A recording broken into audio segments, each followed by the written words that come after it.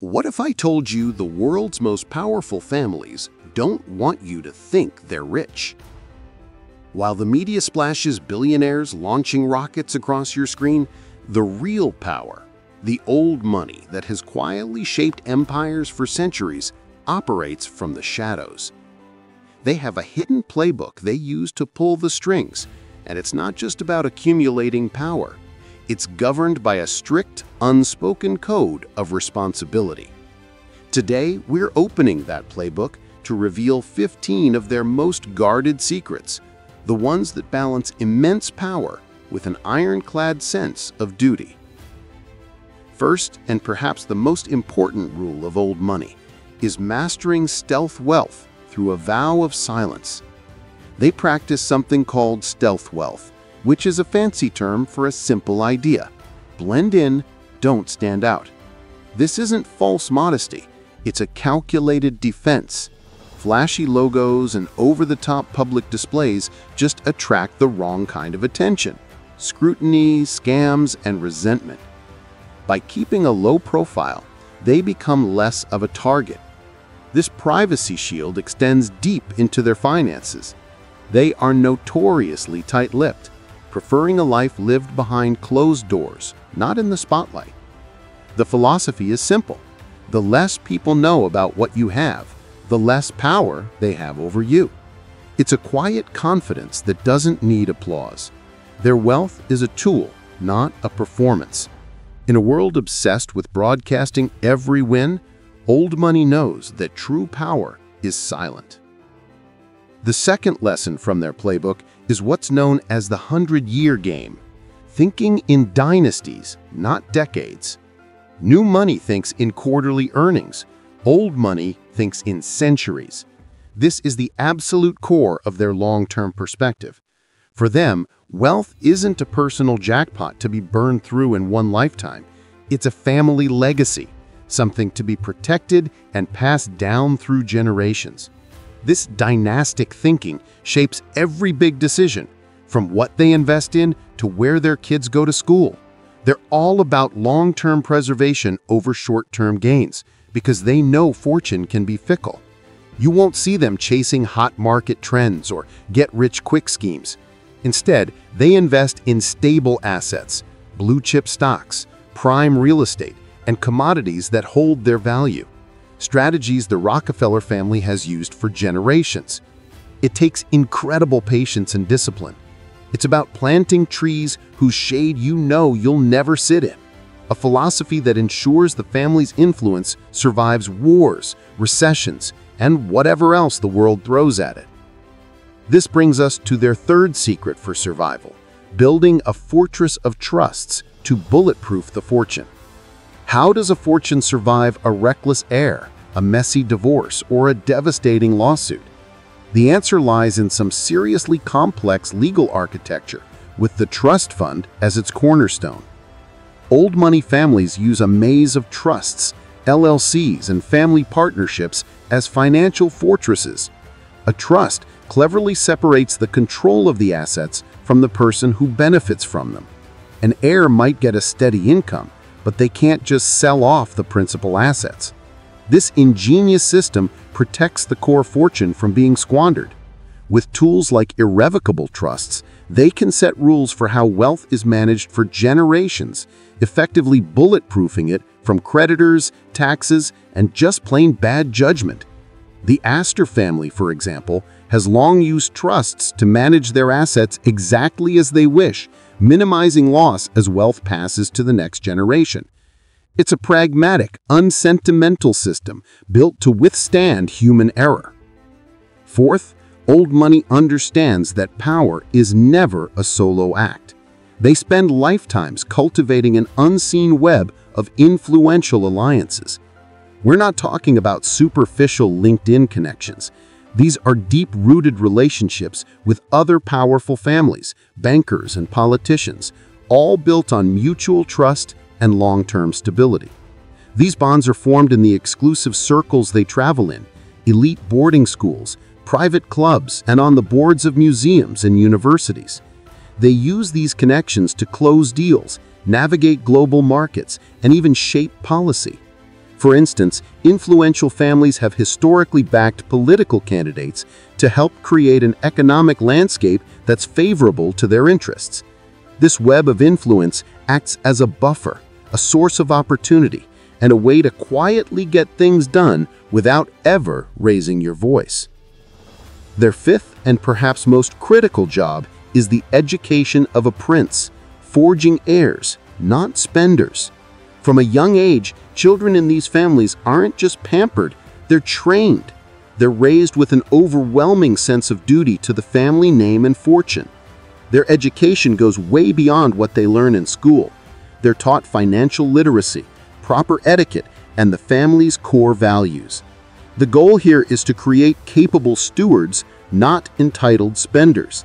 This might mean having age-appropriate talks about the family budget, letting them review redacted investment statements as teenagers, or even giving them a small, supervised investment account to learn about risk firsthand. This entire process demystifies money and prepares them for the huge responsibility they'll one day inherit. By instilling a strong work ethic and sense of duty, these families actively fight to break the third-generation curse, where the grandkids who never had to earn it lose it all. The sixth principle operates like a law of physics, using leverage or other people's money. There's a huge myth that the wealthy only play with their own money. The truth is, one of their most powerful tools is leverage, using borrowed capital to multiply their returns. Old money families are masters of this. They deeply understand the difference between good debt and bad debt. Bad debt is that high-interest credit card you used for a vacation. Good debt is a low-interest loan used to buy an asset that will grow in value, like a real estate portfolio. They might borrow against their existing holdings to fund new investments, which means they're making other people's money, the banks, work for them. The Rockefellers, for example, expanded their empire far beyond oil by investing in venture capital and private equity, often using leverage. This strategy allows them to keep their core capital safe while still generating massive growth. It's a calculated risk, but it's one that can accelerate wealth in a way that using your own cash never could. At number 7, we see how they control the narrative through the power of understated communication. In the world of old money, what you don't say is often more important than what you do. Their communication style is a direct reflection of that stealth wealth philosophy. It's understated, deliberate, and always controlled. They avoid making bold, boastful statements, preferring nuanced, non-committal language instead. Think of it as social armor. It keeps them from being pinned down, quoted out of context, or dragged into pointless arguments. You'll almost never see a member of a prominent old money family in a messy public feud or a Twitter war. Their manners are a kind of ritual designed to make others feel comfortable while keeping a polite distance. Simple phrases like please, thank you, and tell me more aren't just niceties, they are strategic tools that build goodwill. By controlling the narrative through quiet, respectful communication, they project an aura of stability and grace, keeping their reputation, one of their most valuable assets, spotless. Coming in at number 8 is the art of the long no, saying no to preserve the ultimate yes. When you have immense resources, everyone wants a piece of you, for investments, for donations, for your time. One of the most important skills old money cultivates is the ability to say no. Not a rude no, but a firm, strategic one. They know that every time they say yes to something, they are automatically saying no to everything else they could have done with that time or money. So every decision is ruthlessly measured against their long-term vision. They say no to frivolous projects, to flashy trends that don't fit their values, and to anything that offers a short-term win at the cost of long-term integrity. This discipline keeps them from diluting their focus and their capital. It also ensures that when they finally do say yes, it's to an opportunity that's been thoroughly vetted and aligns perfectly with their dynastic goals. This long no is what protects their ultimate yes, allowing them to deploy their power with maximum impact when it counts. The 9th principle is about mindset. seeing the weight of the crown as a burden of stewardship. All this power isn't just for accumulating more power. It comes with a heavy, unspoken code of responsibility. The foundational value in the old money world is stewardship. They don't see wealth as a personal jackpot. They see it as a profound burden, a trust that must be managed for future generations and for society. This concept, often called noblesse oblige, means that with great privilege comes great duty. There's a very real sense that the wealth isn't even truly theirs. They are just its current caretakers. This mindset fosters a deep sense of accountability and shifts the focus from just getting more to managing what they have responsibly. An heir to a great fortune is often more anxious about losing it than a new entrepreneur is about making it. That fear drives them to be careful stewards. This feeling of obligation is the moral compass that guides them, ensuring power is always tied to purpose. 10th is their practice of quiet generosity, viewing philanthropy as a duty, not a spectacle. Philanthropy is baked into the culture of old money, but they do it very differently than the high-profile charity galas we see today. For them, giving back is a duty, not a branding opportunity. They often set up foundations and trusts to support causes they care about, like education, healthcare, and the arts. But these efforts are usually discreet, focused on making an actual impact rather than getting public recognition. While families like the Whitneys have certainly used philanthropy to maintain social influence, the motivation is often a genuine sense of social responsibility. A key part of their children's education is involving them in these charitable acts, instilling the value that they have a duty to be responsible citizens. This is the polar opposite of using charity for self-promotion. Old money teaches that true generosity doesn't need an audience. The reward is the act itself. Number 11 reveals the currency of character, choosing prudence over profligacy. Forget what you see in the movies. Old money families often live by a strict code of prudence, avoiding extravagance at all costs. They understand that keeping wealth requires discipline. Now, this isn't about being cheap, it's about choosing quality over quantity and substance over flash. They would much rather invest in a single, timeless, well-made suit than a closet full of fast fashion that will be out of style next season. This philosophy applies to everything they own. They maintain what they have, whether it's a classic car or a generations-old home, because they know good maintenance prevents costly replacements down the line. This habit of choosing quality often ends up saving them money in the long run. It's a complete rejection of the throwaway consumer culture that defines so much of modern life. For them, every financial decision is weighed against its long-term impact, ensuring resources are managed with foresight, not impulse.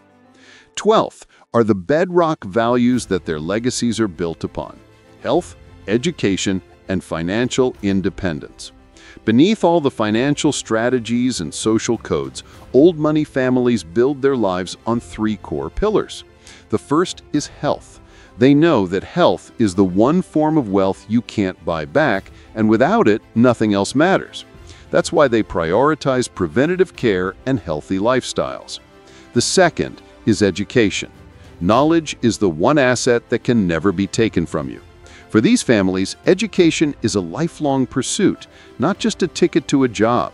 It's about being well-read, well-traveled, and well-mannered. And the third is financial independence. Even within families of enormous wealth, heirs are often pushed to find their own careers or start their own businesses. This is to make sure they develop a work ethic and a sense of personal accomplishment. These 3 values, health, education, and independence, form the stable foundation on which a lasting legacy is built. The 13th teaching is a mandate of optimism, which helps cultivate a resilient mindset. One of the most surprising traits of old money is a kind of rock-hard optimism. This isn't some naive belief that everything will be perfect. It's a disciplined, forward-looking mindset that operates as if things will turn out well even after a setback. In their culture, complaining and sulking are just not done. This comes from a place of privilege, sure. They know they were born with advantages, and so they have a duty to face challenges with strength. When trouble hits, the expectation is to have your emotional moment in private and then get back to the business of living life. This resilience is a cultural priority. It's an admirable quality that allows them to weather storms that would sink most people, always looking forward, never back. It's the psychological engine that drives their persistence. At number 14, we see how they focus on passing the torch, not just the treasure, by instilling values. As the great wealth transfer from baby boomers to their kids continues, old money families are more focused than ever on making sure their values survive the transition. They know that just handing over money without passing on a strong set of values is a recipe for disaster. This is why they put such a huge emphasis on creating a shared family vision. Many hold regular family meetings to discuss their philanthropic goals, business strategy, and the real meaning behind their wealth.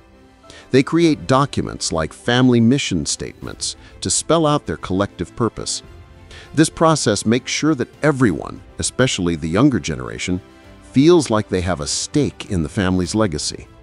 They even structure their trusts to reward things like getting an education, starting a business, or doing charity work, using legal tools to reinforce the family's core values. The goal is to pass on a sense of purpose that's worth far more than the money itself. And finally, the 15th lesson is about the legacy beyond the ledger, the importance of contributing to society. In the end, all these teachings boil down to one central idea. A meaningful life is about more than your bank balance. It's about your legacy. While their power strategies can seem cold and calculated, the code of responsibility that comes with them pushes these families to use that power for a greater good. You see it in their commitment to philanthropy, their emphasis on duty, and their desire to leave a positive mark on society. The old money ideal is not to be the richest person in the cemetery, but to leave the world a little better than you found it. This might mean funding a new university library, preserving a national park, or just acting as a responsible role model in the community. It's the understanding that real wealth is measured by what you contribute, not by what you accumulate. The world of old money is a study in contradictions. It's a world of immense, quietly used power, built on secrecy, dynastic plans, and elite networks. At the same time, it's a world governed by an iron code of duty, where wealth is seen not as a prize, but as a serious responsibility. These 15 principles reveal a mindset that balances the practical need to hold on to power with the ethical duty to be responsible stewards. They teach that true, lasting influence isn't about flashy toys, but about long-term vision, disciplined character, and a commitment to something bigger than yourself. It's a complex legacy of power and responsibility, holding timeless lessons on how to build something that lasts. If you found value in this look behind the curtain, subscribe for more insights into the psychology of wealth and power. And now, I want to hear from you. What's the one old money principle you think is most relevant in the world today? Let me know in the comments below.